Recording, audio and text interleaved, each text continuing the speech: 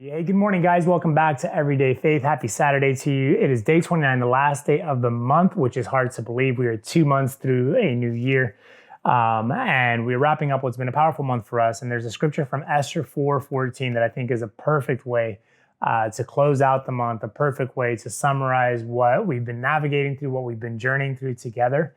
And the scripture says this: if you keep quiet at a time like this, deliverance and relief for the Jews will arise from some other place. But you and your relatives will die. And who knows if perhaps you were made queen for just such a time as this.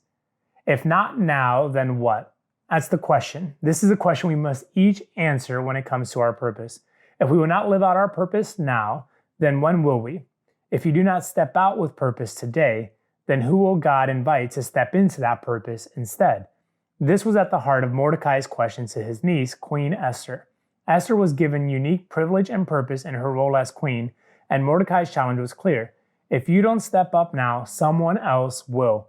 But perhaps this is the very thing you've been purposed for. As this month comes to an end, it's time to put into action the things you've read, learned, and cultivated. It's time to step forward with faith, confidence, and purpose. Just as we said on day one, this is your time in history. Yeah, this is such a great devotional because I think it creates that sense that, hey, listen, God is going always to fulfill his purpose, and he invites us to partner with him. He invites us to be a part of it. He invites us to step into it, and he's given us purpose. But at the end of the day, if we don't do it, then God is going to rely on or call upon someone else to step into it. And that's exactly what Mordecai was saying to Esther. If you're unfamiliar with the story of Esther, I would highly encourage reading through the book. It's a short book in the Old Testament, but really powerful. I mean, Esther was someone who was really, she was taken captive. The Israelites, the Jewish people, were taken captive, and they were taken into a different empire. She is taken because of her looks and her attractiveness. She's taken and placed in this kind of program, if you want to call it that. And, she excels, and all of a sudden the king takes a liking to her, decides that she's going to become his wife, and in the process of becoming his wife, she's going to become the queen of Babylon. And so this is kind of a crazy thing that should not have happened.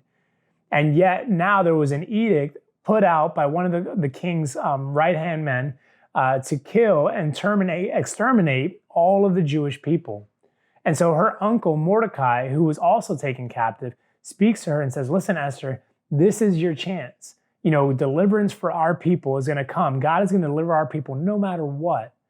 But who knows, if you were placed in this kingdom, if you were placed as queen, if you were purposed for this moment, for a time just like this. And I think that's the beauty, is we only have this one life. We only have this one moment, this one day, this breath that we've been given. And if we don't step into our purpose, and if we don't take action, if we don't take initiative, if we don't go for it, then we're going to miss out on the very thing that God has called us to do and the very reason why God has placed us here.